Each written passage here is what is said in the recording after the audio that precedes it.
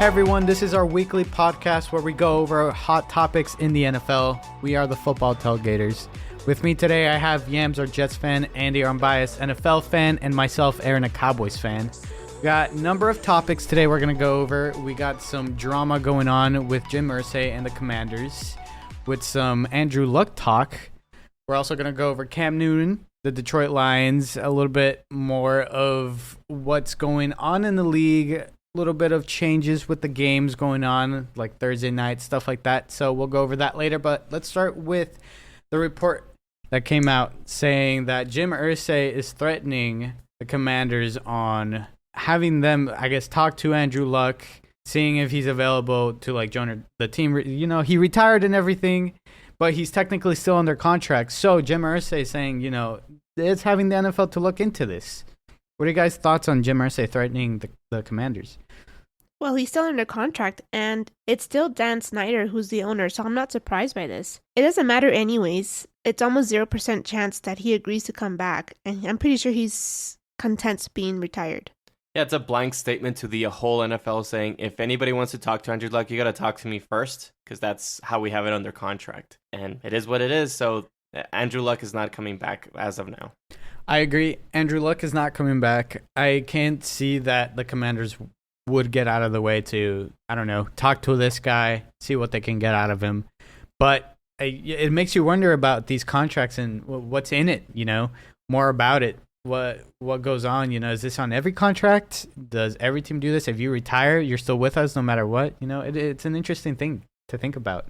But overall, I think with this whole tampering thing, it is a very like putting your foot down and talk to me first. Pretty obvious thing, nothing much to it. I don't think he's overstepping at all or seeming like, oh, you know, whatever, he's old cranky man type of thing. It's fine. It's just that Irsay and Dan Snyder, them two have not been... They have history. Yeah, they have history. They haven't been on the greatest terms with each other. So I guess being that it was Dan Snyder that reached out to one of his beloved quarterbacks who decided just to give up on the team because they give up on him first. There you go. I love that.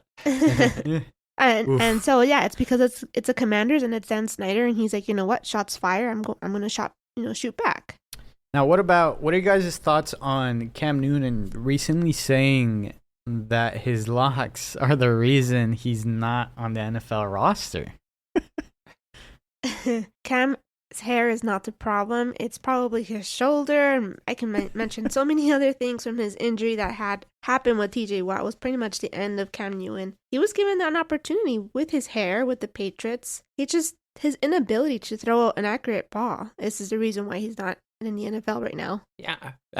Just like you said, him going to the Patriots, which is like the most organized organization and like strict organization above all, and getting Cam Newton here, even though he had crazy hair, whatever it is, he just couldn't produce. And he did have another chance actually with the Panthers, and it just didn't work out. So it's not his hair. Like, I'm sorry, but his talent is gone.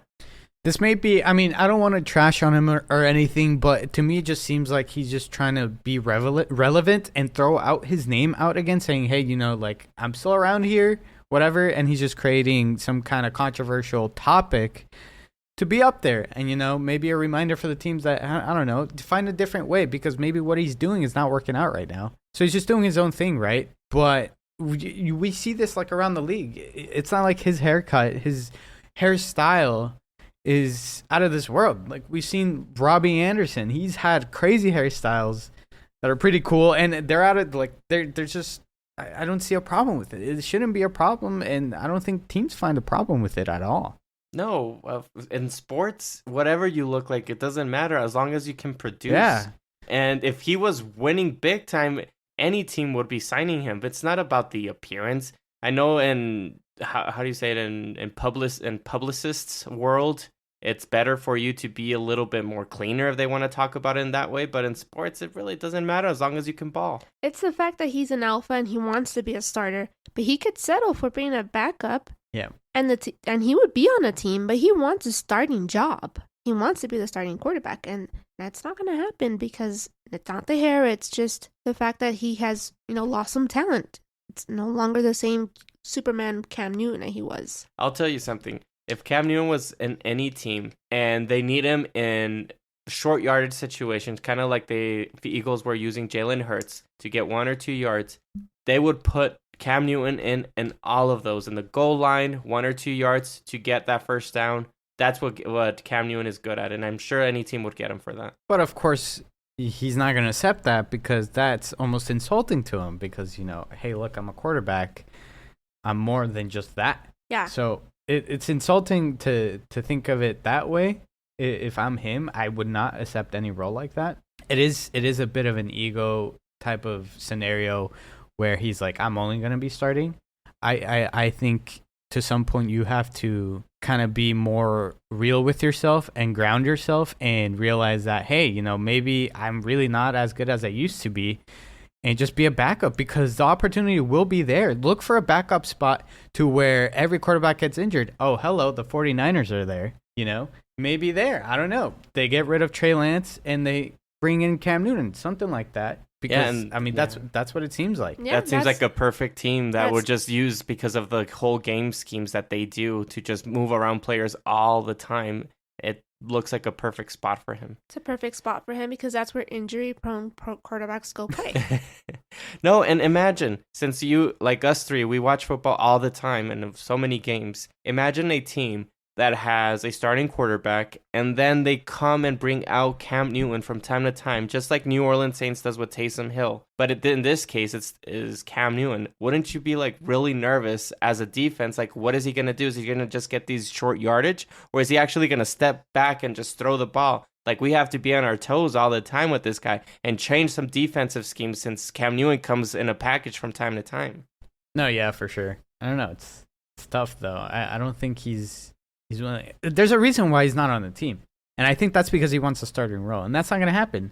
He's 33 years old, so he's still got a lot of time in him. But I don't a lot of time. I don't think it's going to work out for him, though, because of the way he's been treating the situation of, like, I'm only a starter, blah, blah, blah, whatever. Yeah, I don't know. Maybe he just needs to look in the mirror. Maybe eventually he'll come to it, but we won't know.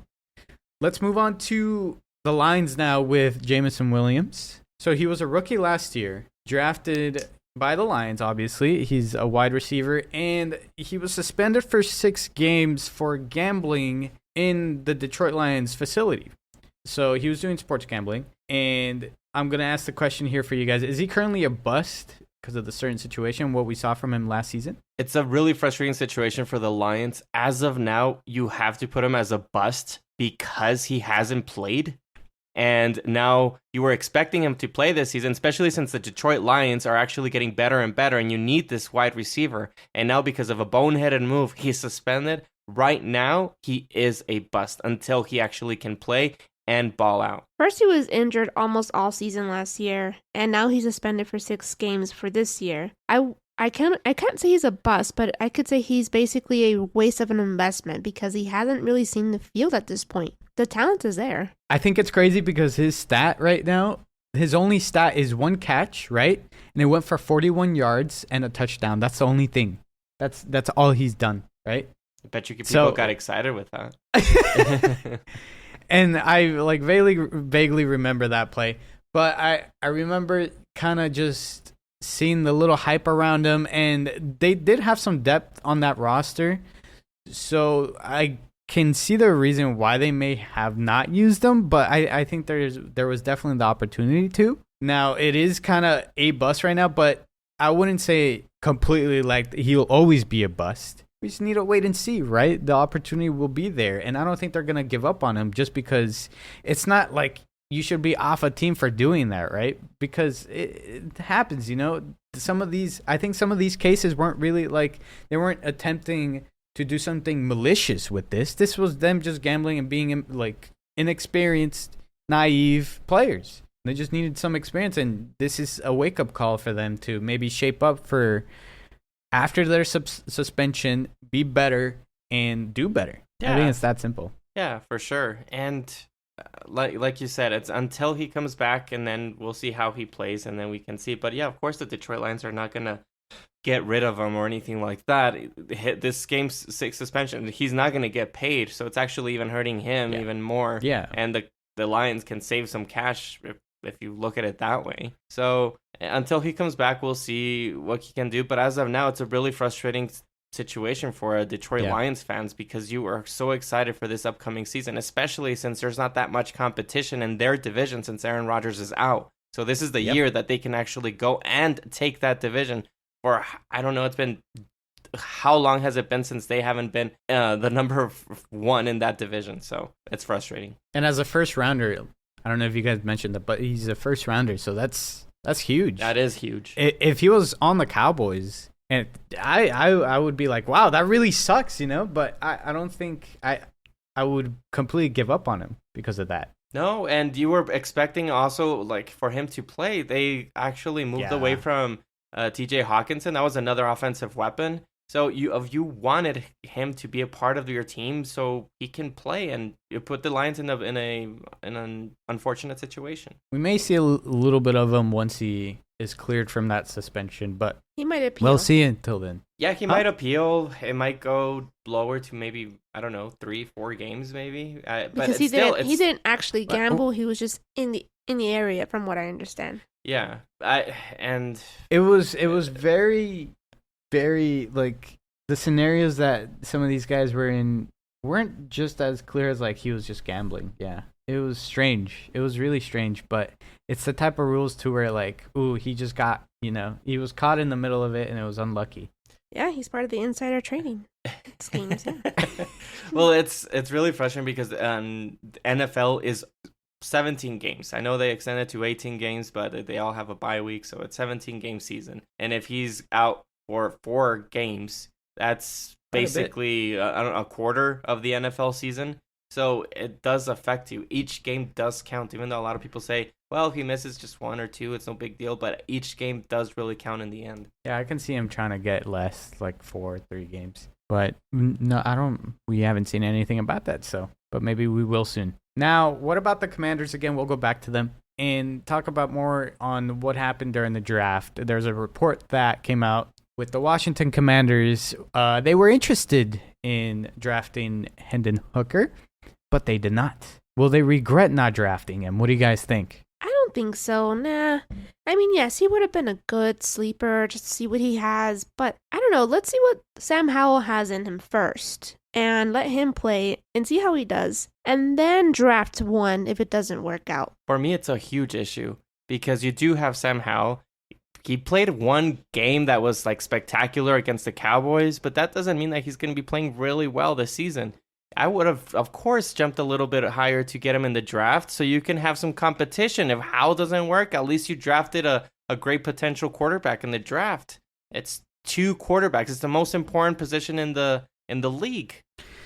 Yeah, and especially currently in the spot they're in right now, they're still kind of building around their stars, so to speak, and also with, what's his name, Chase Young, and what they have with Terry McLaurin, and also a little bit of the running game. There's no clear star yet there, but they're still looking for their stars, so it's interesting to me that they weren't more interested in finding something here in this draft. Why didn't they go for it? I don't know. Maybe it was just their list that they had. One was better than the other, and they clearly had a better and bigger priority with some other player. So it's interesting, but they still have Jacoby Brissett. I wouldn't count him completely out, right? Okay, so, do we even see Jacoby Brissett in the Super Bowl? No, and I don't think they're expected to go to the Super Bowl this season. It's just a reality of the situation. The Commanders right now have a lot of problems, first of all. Gives right? me tanking vibes, if you ask me. Yes. That's right. That's why let's just see what he has and then draft one next year. And there's no rush to go ahead and get Hooker. No, I mean, just play out this year. And I don't think, like, obviously they wouldn't have been as excited to get him because maybe, I don't know, they thought he was a great quarterback, but not great enough to jump ahead and get him, trade for him, move up in the draft and get him, something like that. Yeah, on top of that, I think this is probably the last year for the head coach. The name just slipped my brain, but Ron Rivera, thank you. Yeah, it might be his last year as a head coach, so maybe to start fresh next year. Like I said, it sounds like tanking vibes a little bit. I mean, it's all over the place. Even in the ownership, there's drama over there too. Yeah. It's just, it's a mess. For sure. That team is a complete mess. Yeah. Someone needs to come in there and fix it, straighten it out completely. So I think it's just missing out on some quarterback that they drafted is the least of their problems, if anything. And then it's taking forever for this team to sell. I mean, what's going on? Is it some secret things that we just don't know about, that it's actually even harder to sell this team? Something in the books? Who knows? Yeah. But right now, I mean, I don't know. If it really comes down to Sam Howell or Jacoby Brissett, we'll see. It doesn't matter either way. They're probably going to be in third, fourth place in this division, NFC East. And that's disappointing for them, but it is what it is. They put themselves in that situation, and now they kind of have to deal with it. So let's also move on. I did mention Chase Young. What are your guys' thoughts on Commanders not exercising Young's fifth-year option? Is this a mistake on behalf of the Commanders? No, it's a smart move. No doubt that the talent is there, but he can't stay on the field to reach his potential. So I think it's time to move on. If he doesn't break out this year, then franchise tag him. But I think that's a good move. I can see that it's a good move in a way that it's like a prove it to me year for Young, but he does have great potential, and you also want to build a good relationship with him for him to stay on the Commanders. You don't want him to be just a disgruntled player that doesn't want to play for you anymore. Especially in the Commanders, if they're trying to build something for the franchise, he's a really good piece for that defense. So I don't think it's a good idea to not exercise his fifth-year option. He's a cornerstone of that defense, and aside from him, I can't really put my finger on another player because I'm just blanking, but I feel like there's other players there. I don't remember if it was like in the secondary, but what I'm seeing from the Commanders is they're building more on their defense than they are on the offense right now, and that's kind of their focus. So I think they should just commit to what they have on the defense and focus on the offense later, and just figure it out. And don't get them disgruntled. Don't get Chase Young. Don't get him mad, upset, whatever. He needs to stay there because he's your player. He is the face of the franchise. So they need to figure it out. And whatever the situation is, all they have to do is just not mess it up.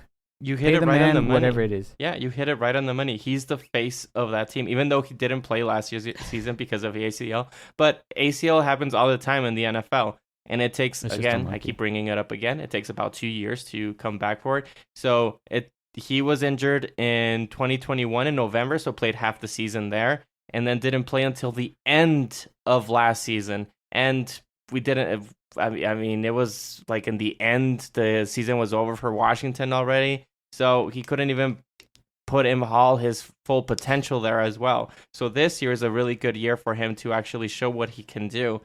And if I was in his position and you do not do that fifth-year option on me, exercise a fifth-year option on me, I'll be like telling my agent, you know what, start talking to other teams so to see what we can do to move on, because apparently this team just wants to toy with me. No, they're trying to clean house. It's a rebuild situation going on. That's why they're not exercising his fifth year. It's a rebuild, and he's a part of that rebuild. No, they can get a new franchise. No. He just got there. In 2020, it's only been 2 years. That's you can do a reset anytime. Doesn't matter when you got there. I would not get rid of him, especially if he just lands anywhere. Yeah, me neither. Of course not. I would not want that guy on another team. You know what's especially frustrating? in the NFC. What's frustrating is like how we just keep saying that they're in a complete rebuild. Rebuild of not only the players, it's just like the whole thing, the owner. We don't even know what's going to happen with the coach. Even though, in my opinion, Ron Rivera is not a bad coach, he's actually trying to fix this situation that's going on with the Commanders. And it's just a really difficult situation when you don't even have a quarterback. Saying that Sam Howell you have a lot of faith in him. I mean, if he shows up and like actually makes it like happen and just blows up the league, then okay, maybe we can all shut up. But really, do we really expect that to happen? No, of course not. But he also, at the same time, he'll throw you under the bus if you're not playing well. What did he do with Carson Wentz? Well, because I think that's a message saying to like the up there in the hierarchy and the Commanders, like, hey, I need some assistance. You're giving me bad weapons here. So I would feel really bad for the next year's quarterbacks, which is Caleb Williams and May, which are big time talents so far as of now. We'll see what happens during this season, but supposedly Caleb Williams is the next top tier quarterback that is Trevor Lawrence type, Andrew Luck type of quarterback. That's just insane. Wait, who? Of talent. Caleb Williams from USC. Oh, okay. So supposedly that's going to be the main face of the NFL again, just like we're seeing Trevor Lawrence when he went to Jacksonville. And it could be that the Commanders are tanking to get a player like that to rebuild. It would really suck if any of these players go to the Commanders. And yeah, and now like, because they just got Eric Bieniemy, so he's the new OC. What was the say on this whole situation with the draft and stuff like that? How serious are they taking building offensively, defensively? They got to find their identity. It's really big on this. They got to figure themselves out. That team has to be sold to someone else immediately so they can fix that first of all too. So it's really just what it is. But so going back to that quick point of getting rid of Chase Young, what Yams was saying of like just being indisposable. I don't think he's indisposable at all. And it's not a terrible idea to just start from fresh. Maybe get some draft capital for Chase Young. It's not the worst idea ever. But I think if you want to assert if you want to have confidence and if you want to be assertive of what you're trying to build here, you got to find something. It's always defensively, and you got something special in Chase Young. Once he recovers, he's probably going to be really good, and he's going to torment these teams, especially the Cowboys. It's going to be scary. It's scary whenever I think of like the Cowboys going up against the Commanders and Chase Young is playing. It's something to worry about. They game plan against them. So that's already something special you have with him. And you got to take advantage of that because those players, you don't just find them anywhere. Yeah. It's tough. Yeah, I agree. So let's move on to some recent news that came out. And I'm going to follow Adam Schefter's tweet that there's some changes going on in the schedule this season. And a couple pointers here, but we'll go one by one. So what do you guys think? There's the NFL saying that they will have a Black Friday game. This goes on in November. We got the Thursday Thanksgiving game. Now games, I should say. Now we're going to have a Black Friday game. What do you guys think about that? I like it. I mean, I would love to see more games during the week because I'll be honest, I can't catch all of them on Sunday morning. So I've always said let's spread it out throughout the week. Let's get more games in the week, and pretty much Black Friday, a lot of people are off. So why not? Yeah, I agree. I don't know about putting a game in every week. Oh, I didn't say that, but every day. But I do agree that they should put a game on Friday. A lot of people are off, like you're saying. It's Black Friday after everybody went to do their shopping and everybody's at home at night. And that's another primetime game. And like you said, I mean, I would like to see other games that we can't see all of them all at once. So I'll be excited to see. It's 3 games on Thursday and then 1 game on Friday. Awesome. Yeah, I'm not against this. I don't think it's a terrible idea, but we'll have to see on if it's overwhelming. I don't think at all because a lot of people are going to be off. Not everyone, right? But for the most part, it's a great time because it's holidays. That's what it is. Also, you got a lot of people just wanting to go out for shopping. So I don't know. Maybe it seems like a good idea on the surface, but it's something that we're going to have to wait and see. Yeah. What about... Go ahead. What? No, you were going to say? No, I was just saying that basically you can't... It's the Thanksgiving weekend, and put more football. How is that going to be hurting the holiday, honestly? They're testing it out. It won't kill them. They got to see... They're going to see the ratings, and if it's good, if it does solid numbers... like it would on a Sunday or even Thursday, because I know Thursday numbers can get rough, but not during the week of obviously Thanksgiving. So it'll be interesting to see what happens there. And it's cool that they're shaking things up. And on that same topic, what about not all teams can be on prime time? What do you guys think about that? That's a little confusing because, well, what has changed here? Not all teams are on primetime anyways. No, yes, they are. No, because there's on Thursday Night Football, there's a lot of duds there. And that's what everybody just wants to see, more competitive games. So that means not all teams are going to be in primetime. So we're sticking to Patrick Mahomes games? Is that basically what it is? Yeah. But now, since you're a fan of the New York Jets, you're going to be able to see Aaron Rodgers. So they're going to be... That's bringing in ratings. It's bringing in ratings, exactly. It's all about money making here and about the viewer actually wanting to watch the games. Yep. Yeah, I'm sure a lot of people are going to be interested in a team that has an Aaron Rodgers, a Patrick Mahomes. It'll be fun. It's fine. I don't see a big deal with this at all. It'll just shake things up in some ways. I think change is fine, especially in what they're doing here. I don't see anything that can be too bad. Yeah, and let me make another point there. If you're a team that is not coming out in primetime, then you deserve to not be on primetime. Yeah. Play better. Get yourself known so you can actually... Cowboys. Well, I mean, they're always on primetime. What are you talking about? Yeah, everyone they suck, they're still on primetime. Well, they have taken games away when they're like really, really bad with just in Cowboys defense. I mean, well, you know what I mean. Defending the Cowboys on primetime. They have taken some games away from them. Yeah. So they're always on the playoffs, kind of in the cusp of the playoffs. So that's why they're always on primetime. And that's also a lot of fans are watching the Cowboys. There's a big fandom for the Cowboys. So that's really hard. But including the haters.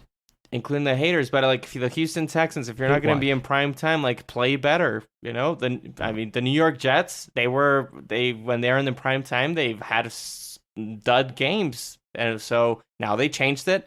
So now they're supposed to get prime time games. It's deserving. It's who deserves it more. Last point here, guys. Games don't necessarily belong to networks anymore. All games are free agents. What are you guys' thoughts on that?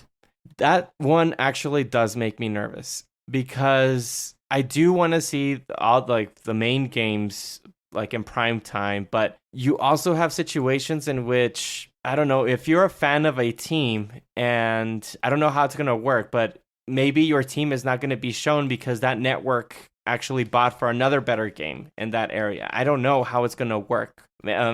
Let's say like New York. They have so many teams around there. You have the Jets, you have Buffalo, you have the Giants, you have Pennsylvania close by and Baltimore close by. So you have the Eagles, Steelers, the Ravens, Boston with the Patriots. So I don't know how that's going to affect like fans being able to watch their teams. I don't know if they're going to be blocking those and putting some other better team. What's interesting to me is that I saw something recently on the NBA side.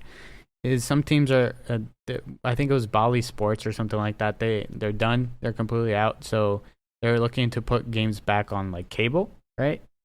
So I don't know, because the way, because I didn't really understand it at the beginning, but then like after like just kind of like researching it and stuff like that, I don't know. It's just you make good points, and again, it's something that I think they're probably not. I don't know their confidence level on this. And especially you got to think about the fans, because these games that they're putting on, especially like, because you got fans complaining about Thursday night, first of all, because we've even complained about this. Thursday night is a lot of the times, especially on the second half of the season, it's got garbage games, right? Because you got two teams that are out of the playoffs or whatever, and they get flex and stuff like that. But in like the terms of the games not belonging to any network anymore, it's kind of interesting to me, because we always saw, I think it's CBS is always hosting an AFC team, right? Yeah, it's Fox is the NFC conference, NFC, and CBS is the AFC conference.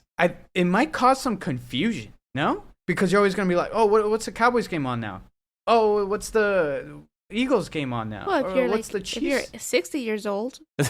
Oh, snap. No. You got to think for everybody, right? Because you got to try to make this easy for everybody. So why complicate things? Well, now, I guess what I'm trying to say is you're so used to it already. You just got to log on and see what channel it is. Kind of like the NBA. Is it in ABC? Is it going to be in TNT or? No, but there's going to be. To Aaron's point, there is that people are, they have lives and everything, and then you already automatically knew that your NFC team was going to be on Fox and your AFC teams are going to be on CBS. You would just go back to that channel right away. But now you're going to be confused. Exactly, the convenience of it. And now, like, they're changing things, and you're like, okay, now I have to go and check. I don't know where they're going to be playing. And that's my point, because you made a great point. Yeah, NBA, it's so confusing. What is it going to be on? It's only simplified in the playoffs because it's ESPN or TNT. But during the regular season, when I'm trying to watch the games that I like for basketball, I'm like, oh, what channel is it going to be on? And I have to research, blah, blah, blah, whatever. It's like, no, it's just I like to know, hey, is it going to be on this channel or what? Like, it's that simple. It's the convenience to the consumer, and it's better for you because they don't have to worry about what channel is going to be on. It sounds stupid, it really does. Because like, oh, like you're complaining about that little thing, but it's the convenience and the simplicity of it. It does make me nervous in the sense of, is it up for bids? Is it who has the highest bid for this game? For example, whoever is like the richest network, I'll go ahead and take this one because it's gonna have the biggest ratings based on people who are gonna go see Patrick Mahomes, Aaron Rodgers, Cowboys. Is it that type of thing that gets me kind of nervous? And then now people who don't have Prime need to go and get Prime. And this just tells me it's so capitalistic of how the NFL is just going to get more and more money, man. Because the big markets, the big channels are going to get the big Showtime ones. Yeah. Now I don't know, because it's not specified here in the tweet. Don't necessarily belong to networks anymore. Now, how free reign is this? Are we just gonna see a bunch of like, I don't know, what's a good example of like the Chiefs against the Jets or something like that? Well, there's a report that the Chiefs might play the Eagles again this season. So yeah, that's something like that. Yeah, something like that. Is it gonna be grabbed by like NBC? Is that like what's going on here? Can NBC just grab it and like put it in their like what? I'm just confused. You know what I'm confused of? For example, the primetime games, what are we talking about here? It's Sunday night football, Thursday night football, and then those... Sometimes even Friday. Yeah, those holiday ones that are just off like in a... Oh, and Monday night football, I'm sorry. Monday, yeah. And then you have like maybe this Black Friday. But what about those games that are like America's Game of the Week with CBS or, like, are those not primetime? Mm-hmm. So, I mean... Yeah, that's the confusing part from my end. Like, I know here in Texas, we know that they're gonna put the Cowboys game, right? We're in Texas, so yep. I haven't noticed that if the Cowboys play in the afternoon and America's Game of the Week for CBS, like, does Texas not be able to see that game because the Cowboys are playing? Right. You know what I mean? Right. It sounds to me that Fox and CBS, they don't get primetime games. I mean, they only when they get the Super Bowl, right? And NBC gets those Sunday night games, the Thanksgiving games, and I don't know, it might be that Friday game too. I don't know. And then ESPN, they get the Monday nights, and then Amazon is going to get their Thursday nights. So those are the big time primetime games. But it can be situations that it's just going to make it very confusing and hard for everybody to be able to watch certain teams. And the only way I see this is that maybe YouTube is going to be winning this thing. YouTube is going to be the winner of all of these things because making people sign up so they can be able to watch their team. Right. It's definitely a shakeup. I can say that. It's definitely a shakeup. And we're going to see. We're going to see how it goes. It might be not so good. It might be worse. It might be better. What do you guys think about YouTube charging what is $250 early, and then that's saving $100? It's going to be $350 after June, like the beginning of June. What do you guys think of that? I don't know. I'm waiting for. Is there a student discount coming? Because that's kind of what DirecTV had, and DirecTV also had a weird setup. Is if you weren't a student, you could not get the NFL Sunday ticket. You had to go through DirecTV. And it's interesting because you went straight to, is there going to be a discount? Is there going to be some sort of discount that I can get a hold of, right? Well, that's the discount. Basically, you're saving $100. But in Yam's place, she's breaking the rules and getting somebody that's a student so they can get the ticket so they can watch it. Yeah. I don't know, because that price range, when you already have all these streaming services that a lot of people have, and you got inflation, whatever, you start getting into the whole economic stuff. It's even with $100 off, it's still quite a bit, not gonna lie. Yeah, it's 250. It's outrageous. It's it's frustrating. Yeah. Because you want to have a convenient way to watch these games without really emptying your whole wallet, right? But it seems like, these big companies aren't really budging with the whole pricing, and they're really trying to make you see like, hey, this is really premium. Look at this. And we can't bring this because it'll cost us. So, and let me bring up one point. This is the most we can do. Let me bring up one point. Like, I'm a YouTube TV customer currently, so I can get it right now for $250.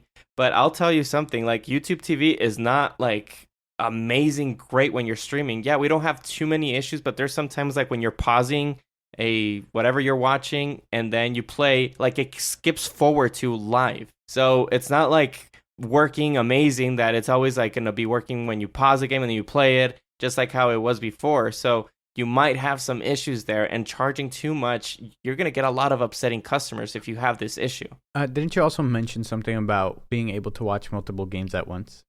Yeah, we don't even know if what's going to be the case with that.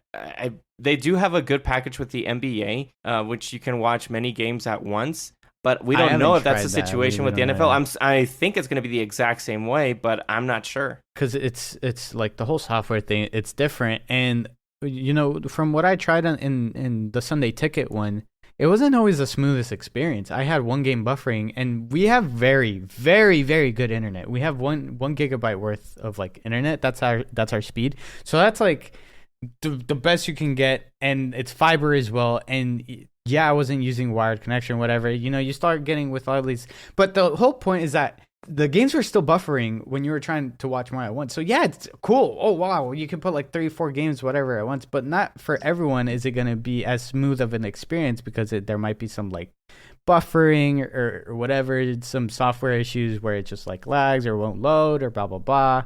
I don't know. It's again, it's something new, and we're gonna see how it plays out this season. Yeah, it's certainly interesting to watch. And another thing, how many accounts can you share? So I mean, it would help like if between, I don't know, a few people can share the cost of that 250, because you don't really expect. Well, that's not what the companies want. You're already seeing that kind of like no other companies have really spoken out against that other than Netflix. Netflix has been kind of like the loudest one with that, right? With not sharing your account with other people outside of your household, right? YouTube already kind of has that thing going on. But let's not compare. How much is Netflix, honestly, right now? Was it like $17? Yeah, well, I mean, the price. Yeah. You're completely right. But it's like Netflix is just like movies and TVs, but YouTube TV is a live platform, which factors in a whole like other stuff. Yeah, I'm paying $75 currently for YouTube TV. So if we compare it to Netflix, we're talking about 3-4 times more the price of Netflix. Now, when you're using the convenience of something like live TV, you got to think of like how you're using it and what you're mainly using it for, right? Right. So in that case, like, when does it become worth it? Like, is it mainly for sports? Is it mainly just for news or something like that? Like, I don't know. It's just movies on demand, whatever. You already have other streaming services. I don't know. One more thing that's kind of cool about YouTube TV is that you can record for anything for, I don't know. Oh, yeah. Unlimited recording. So you can record, if you can record the games, that's really cool that you can go back and really analyze the game. So that's pretty cool. And they have their little like highlight moments mode where like you can go into like just the highlight. Yeah, that's pretty cool. A summarized version. Mm-hmm. I think that's one of the coolest parts. Yeah. The thing with the YouTube package for NFL is it cut off a lot of the things that we used to have with DirecTV, like the red zone. That's gone. That's an extra charge if you want the red zone. That's an extra charge. Yep. Yeah. And then they also have a fantasy zone. Mm-hmm. That was also part of the package, and it's gone now, so you have to pay extra for that. Who knows? Maybe YouTube is going to create their own thing.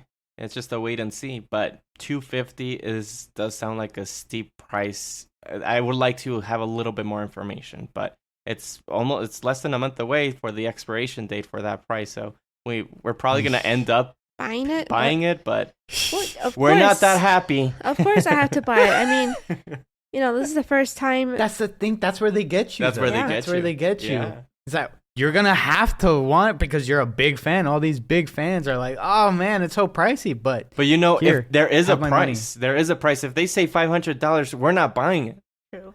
Oh, right. There is a limit, of course, with everything. Exactly. But I think they purposefully they're kind of pushing. I don't know. I might be wrong. But it seems like they're just kind of pushing the limit to where, like, okay, what seems kind of outrageous to where we can't profit from this. And it's not that much difference of the price from DirecTV if I do say wasn't so. it? Oh man, I don't even remember. But that student discount did help. Yeah, a the lot, student like, discount did help. a lot, which is crazy. And it just like I don't know. And how many people use that student discount and aren't even students? You know, or like in total, just like account for all the people using that discount. Yeah, it was a loophole. Are they losing it from? Yeah, it's maybe that's why they lost that whole. I don't know. Crazy stuff though. Yeah. Do you guys have any closing thoughts on anything else? No, I just wanted to point out if for anybody listening, for the next 2 weeks we are gonna be out on vacation, so no podcast for the next 2 weeks. But we'll be back by the end of May, and with more topics. I know that the month of June and July is kind of in the stale mode, where that there's not too much conversations going on with the NFL. But don't jinx it. Yeah, no, I know, but I mean, we love talking about football, so we're always going to be talking about topics. Yeah. All right, so yeah, thank you guys for listening to the very end. We'd love to see you guys again, giving you guys' opinions on our social media accounts. We got our TikTok, YouTube, Instagram, which is football_tailgaters. Thank you guys again for listening, and we'll see you guys in the next episode.